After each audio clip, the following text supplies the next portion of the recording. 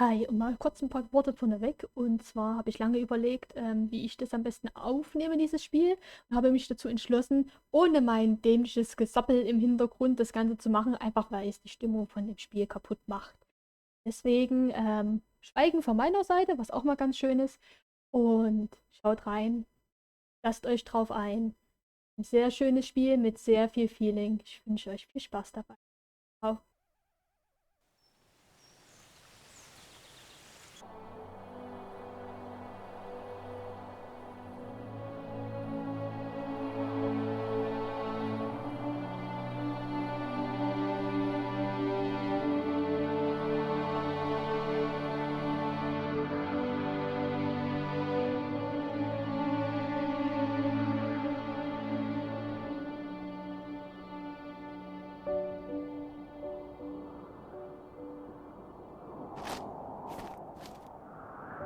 Are you awake? I thought I heard you get up. Yeah, I'm awake. Sorry, I just can't sleep. Are you thinking about him? Yeah, a bit. Usually get back to sleep, my love. I'm fine. No, it's okay. What else is on your mind? I don't know, it seems weird, but I had one of the most vivid dreams of my life. I saw a fox on a snowy mountain, just looking confused and worried. Those eyes, I can't get those eyes out of my head. She was running in the windy snow, looking for something. Do you think it has to do with you and what's been going on? I don't know. It was just a dream, Rachel. They're not meant to make sense. A lot's happened the past couple days, that's all. Well, if you're not going to sleep anyway, you should tell me. I want to hear. All right.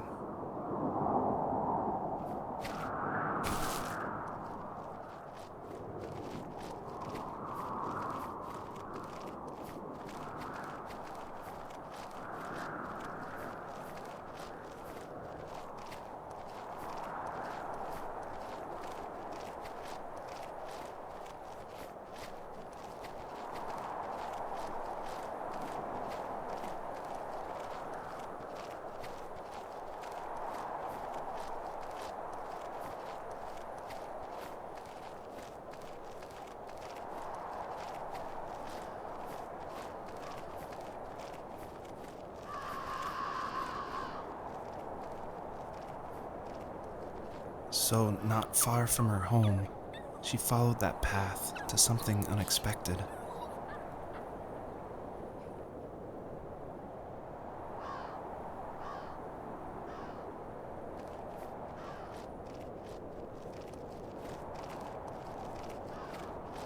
She couldn't stay, though. She had to find her other two children. So she took that path. She followed it towards something ancient. Something with answers.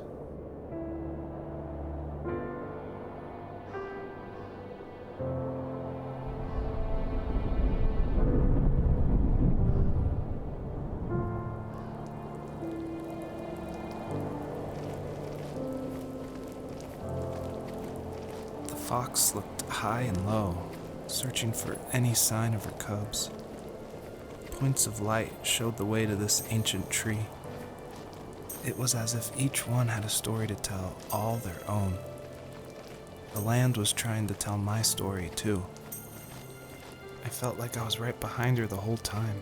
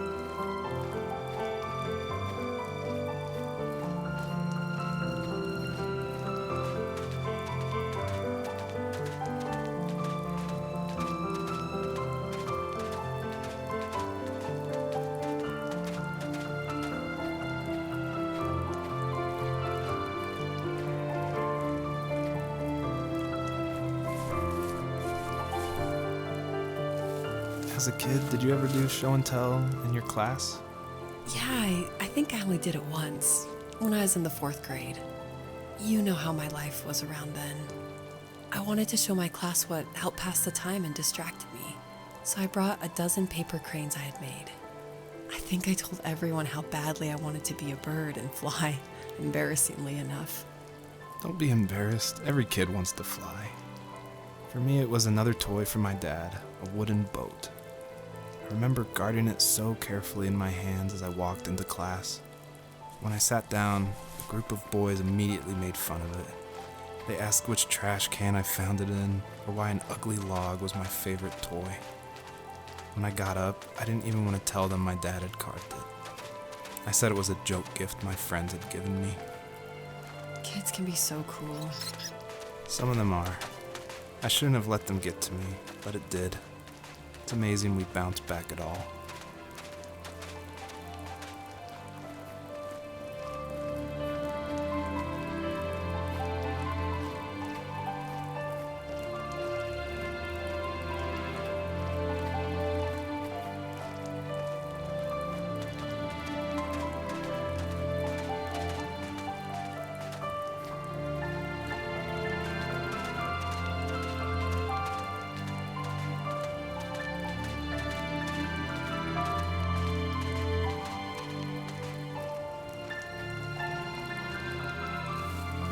Do you remember what my dad did for a living?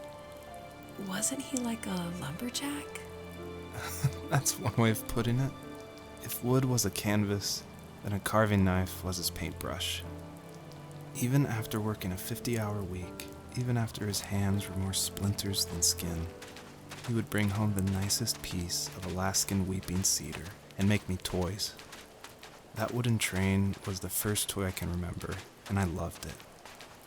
I just knew from a young age I was going to be a lumberjack, like my father.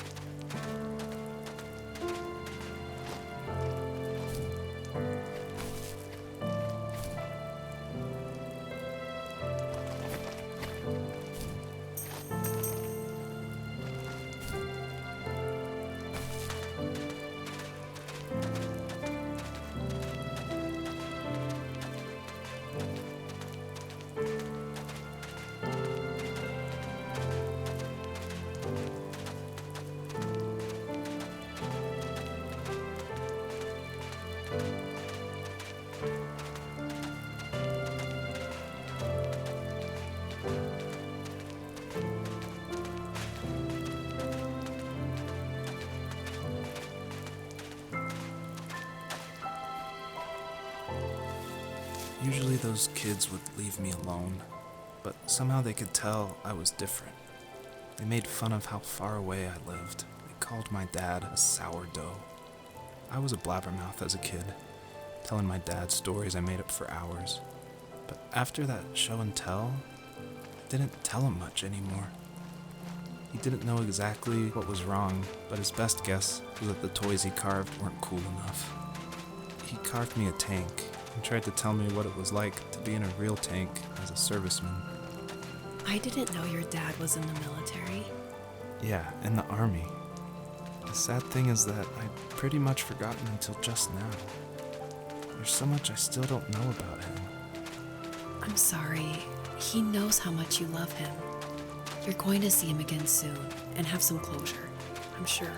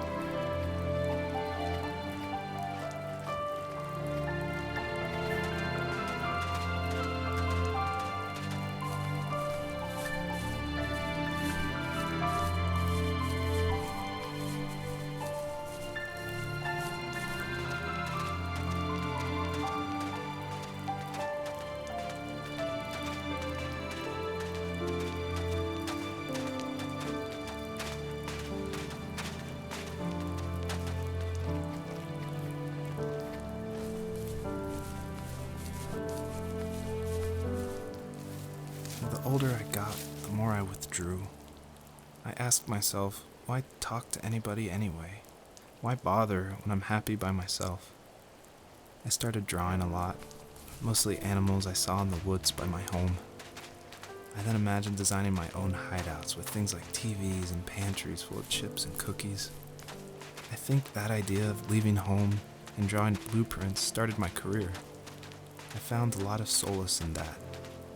I'm not surprised, but I did the same thing, you know? There's something special about having a place to call your own. And now look at us. Well, if you count renting in an overpriced city. It's as close as we can get for now.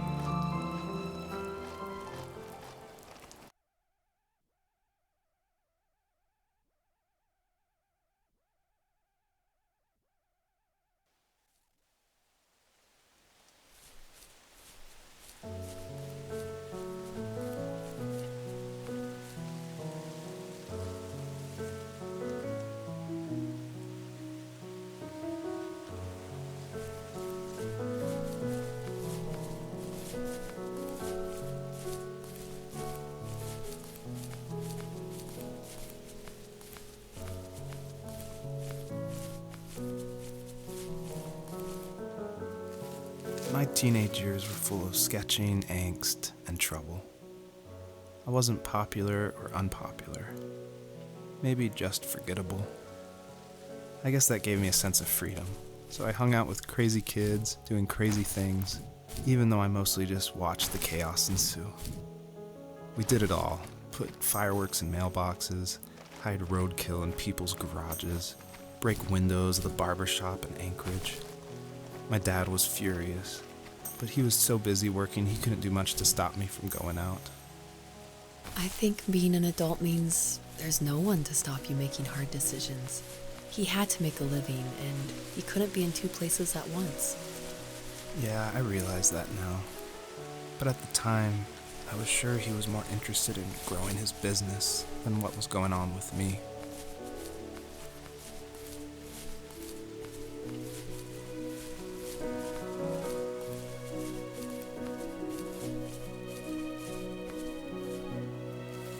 He was working another late night, and my friends were over, saying how bored they were and how they'd come all the way out to my house for nothing. One of them mentioned how that old, ugly beyond belief truck was still in the garage, and how we should take it for a spin. I was only 15, so I kind of fought it for a while. The next thing I knew, we were careening around the mountain path, rocks spitting onto the sides of the cliff, while my dad's cringeworthy bluegrass blared out the speakers. I drove while my friends were in the back of that yellow and purple truck, throwing beer bottles and trash at anything remotely interesting. Felt like I was soaring in the air with borrowed wings. But all good things have endings. A cop outside of Eagle River pulled us over after he saw us in a bottle rocket into someone's yard. What followed was a long night of talking to disappointed adults and feeling smaller than ever.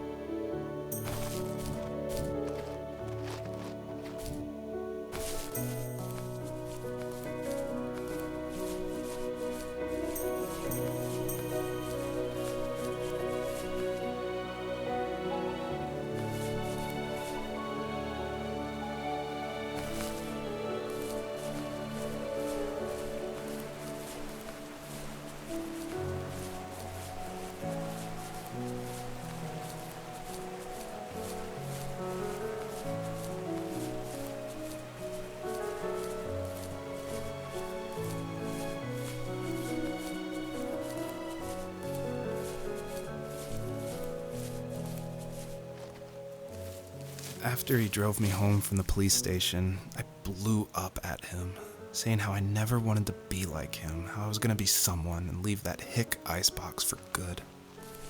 He just looked forward at the road with tired eyes. I took out that bluegrass tape from the cassette deck and chucked it out the window.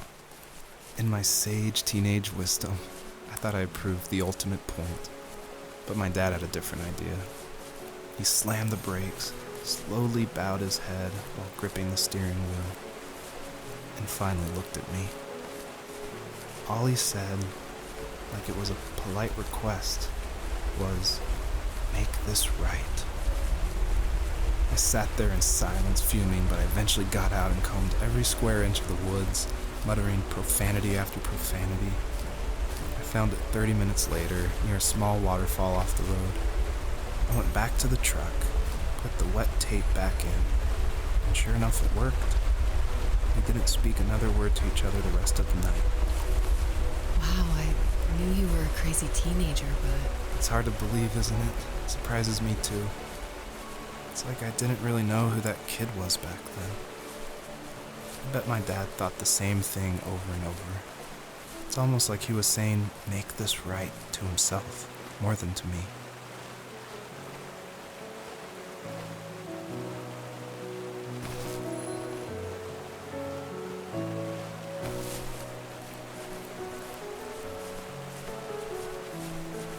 My friends would laugh about that night and talk about how crazy it was, and I laughed along, pretending it didn't bother me. But it did. I imagined my friends growing old in the bush, unable to find that thrill in those godforsaken ice fields. It's like those mountains were a literal wall, keeping me from leaving, where all I would have to look forward to are lumber yards and evening beers. I had to climb over. That was my only goal for a long time.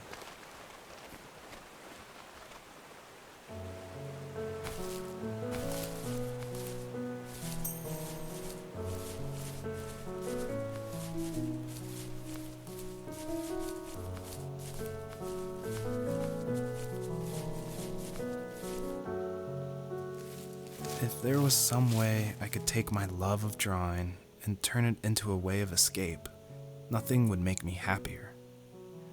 I wanted to create instead of tearing trees down. I wanted to move to the lower 48, not because I hated it there in Alaska, but I hated the idea of it. It's like all of that spite inside me had created this monster which followed me around my whole teenage years. I put so much energy into doing what others didn't expect of me. Why did I do that? there's one fact you're forgetting, though. If you didn't have that fire in you, we probably would have never met. You're absolutely right. Maybe the destination is all that matters in the end. But then why am I awake? Why am I seeing this fox go on her journey? And why can't I stop thinking about my dad?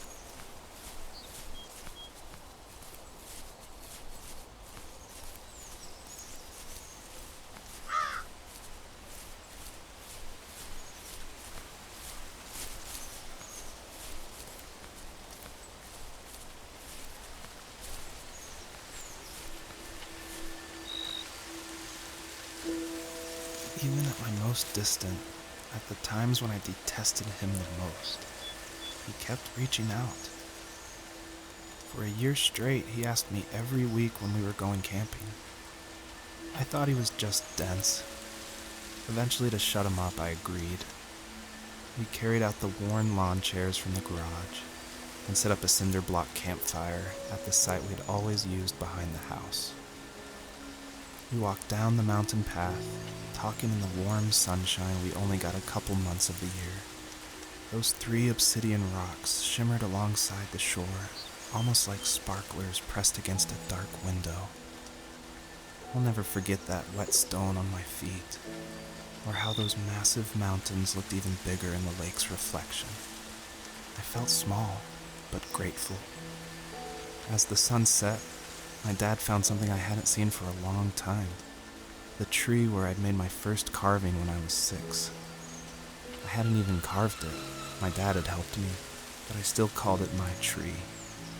Something about seeing my name there made me open up, and we talked about everything that night in that old camouflage tent. I told him how much I loved sketching and design, and how it would be a dream to study architecture in Seattle.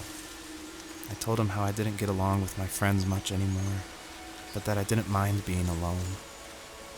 He told me he was there for me, and he joked that if all he had to do was write my name on a tree to finally get me to talk, he would have left me carved logs with novels on them in front of my room every morning.